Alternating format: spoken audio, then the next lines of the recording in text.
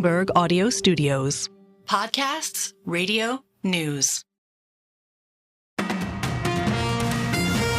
Good morning, I'm Nathan Hager. And I'm Karen Moscow. Here are the stories we're following today. We begin with major developments in the Middle East. Israeli troops have taken control of the Rafah border crossing area in Gaza. It is the first time Israel's army has moved into the area since the war with Hamas began last October. We get the latest with Bloomberg's Rosalind Matheson. And that is the conduit between Egypt and Gaza and has been a major port of operation for aid to go into Gaza in recent months. It's not the only crossing into Gaza, but there's only a few, and they've been pretty troubled throughout. And so it's really going to raise questions about the flow of aid into Gaza. It also points to the fact that Israel is very determined to push ahead with some sort of offensive in Rafah, whether that's within weeks or days or whatever. They're making preparations for it. And that's Bloomberg's Rosalind Matheson reporting.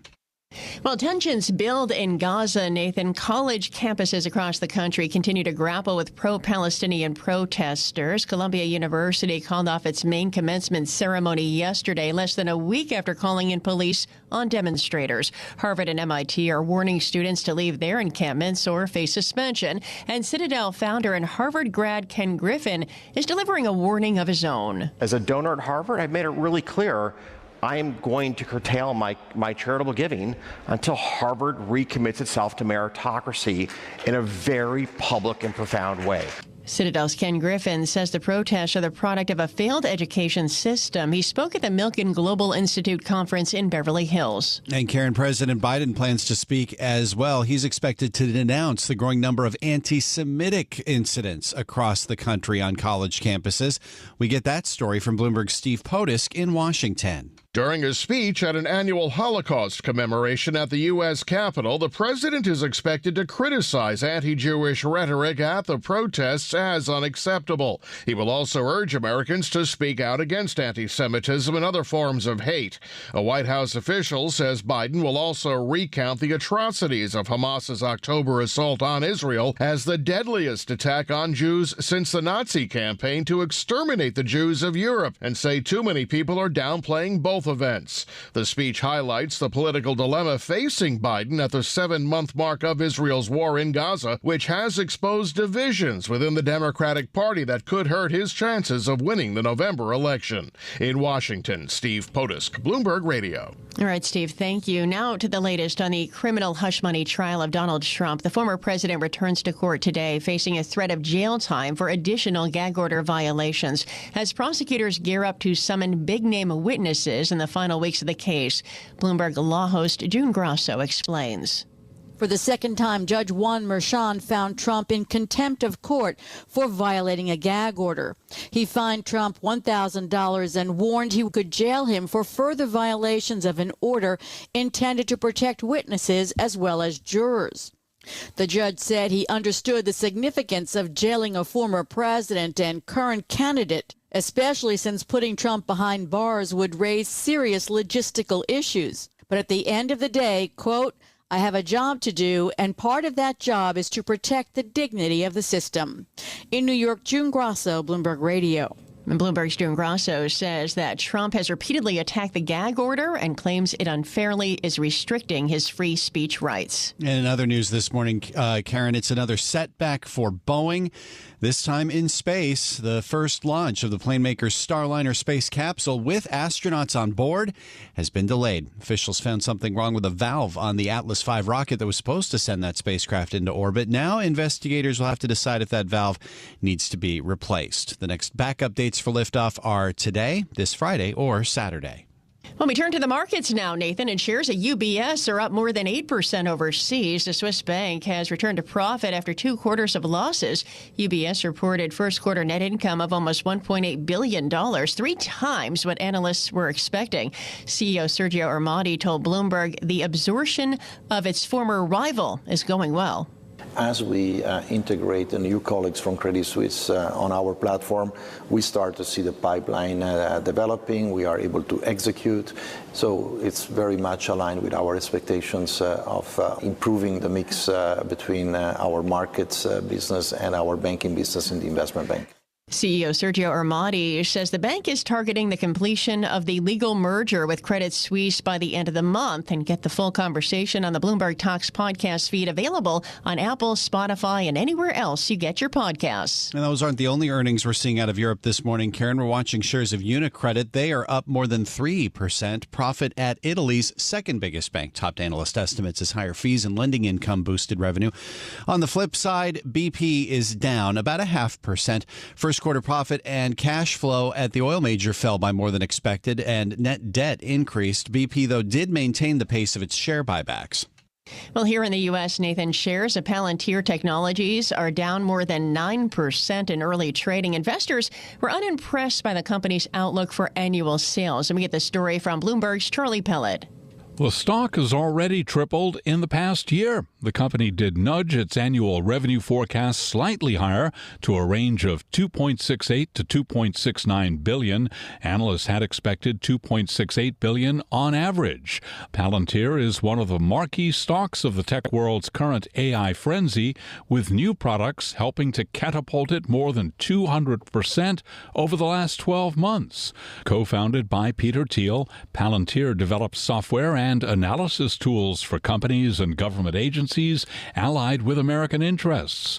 In New York, Charlie Pellet, Bloomberg Radio. All right, Charlie, thank you. Meantime, Tesla founder Elon Musk is sitting down with Michael Milken at the Milken Conference in Los Angeles, talking about a range of issues from immigration to free speech, as well as the threats posed to humanity by artificial intelligence. We just, I guess, don't want AI that is brittle. I think biological intelligence can serve as a backstop, as a buffer of intelligence, but almost all, as a percentage, almost all intelligence will be digital.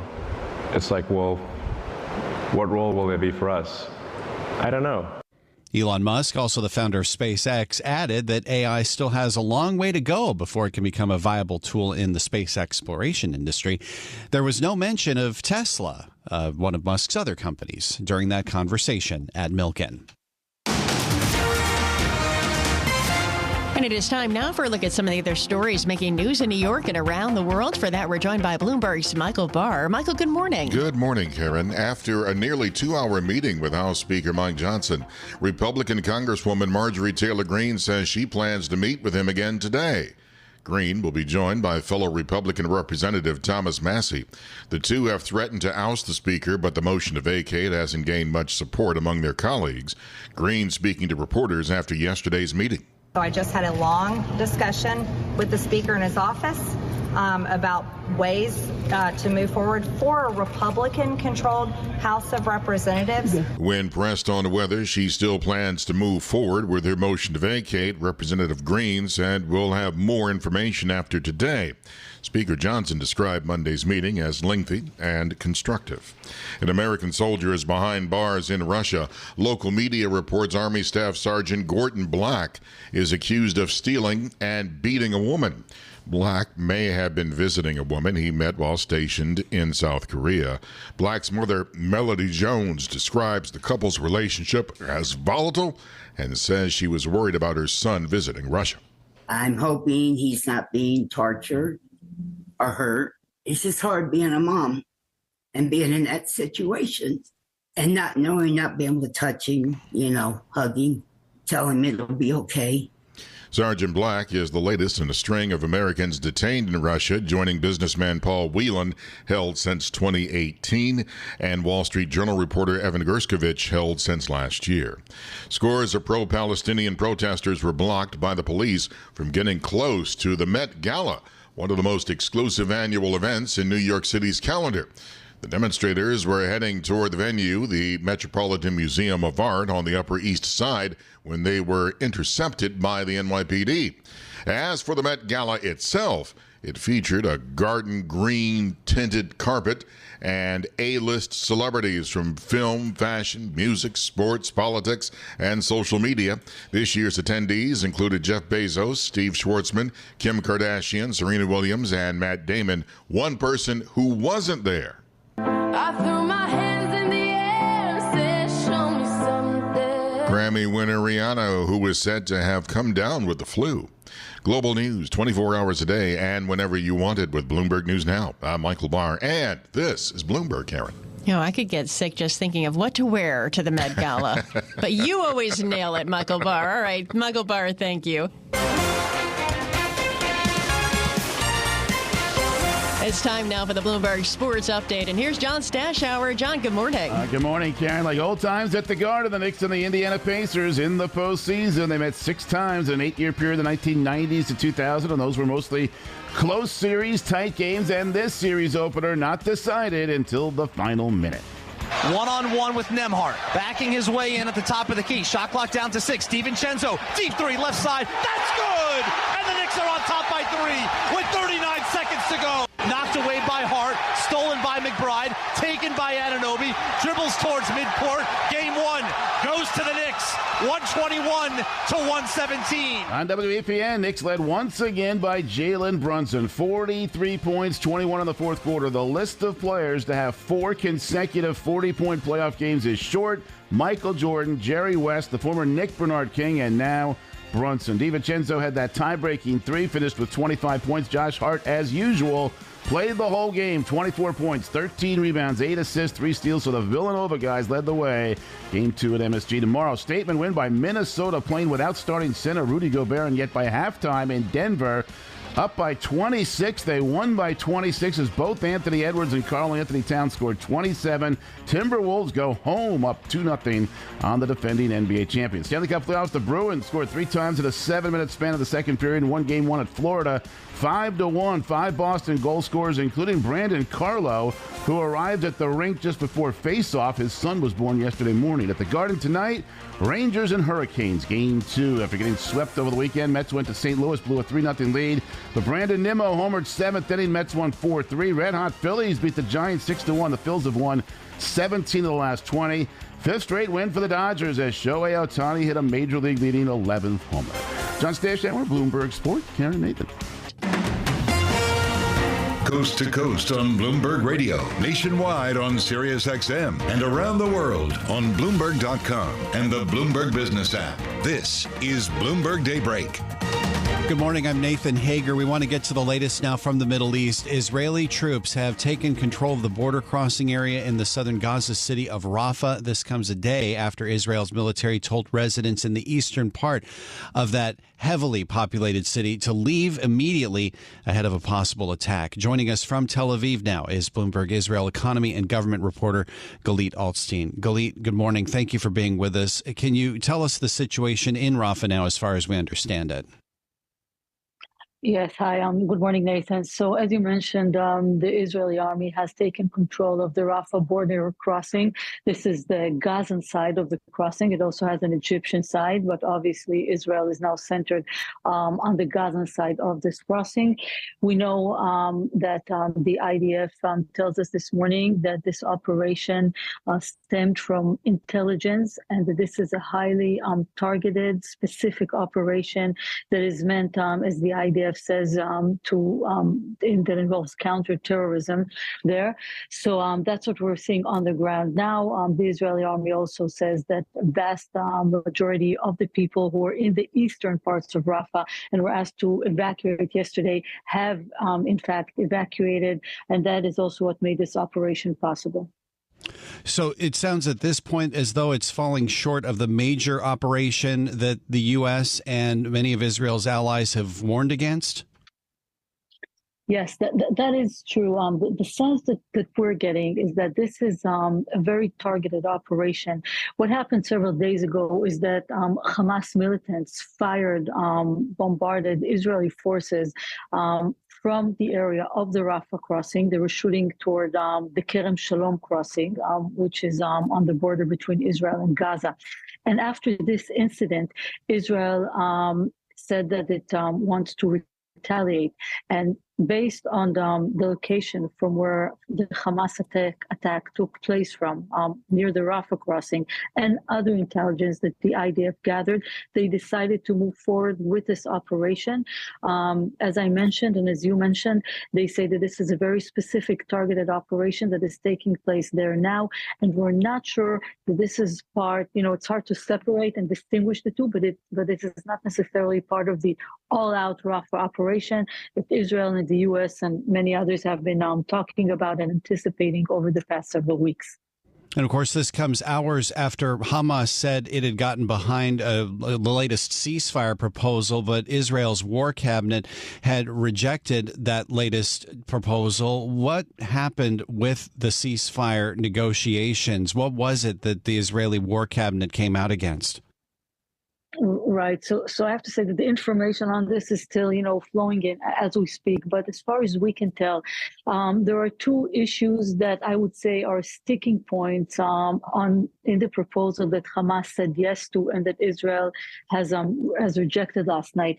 The first is the number of hostages that will be released in the first stage of such a deal.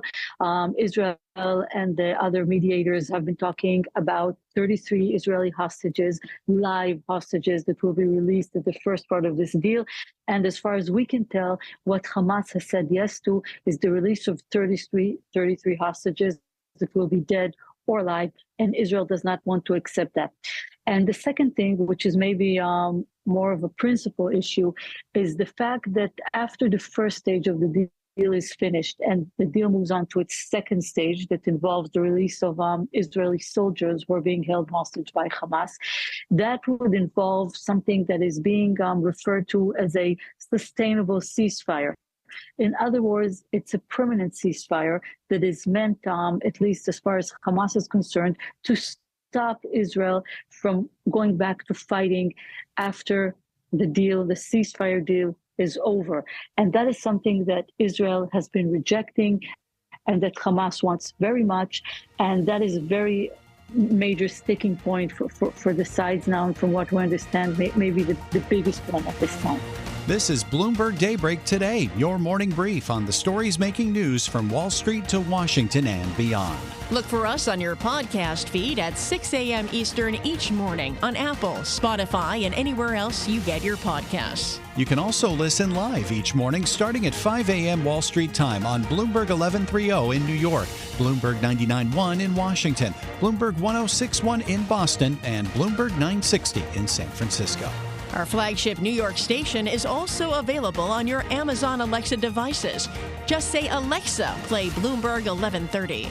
Plus, listen coast to coast on the Bloomberg Business app, SiriusXM, the iHeartRadio app, and on Bloomberg.com. I'm Nathan Hager. And I'm Karen Moscow. Join us again tomorrow morning for all the news you need to start your day right here on Bloomberg Daybreak.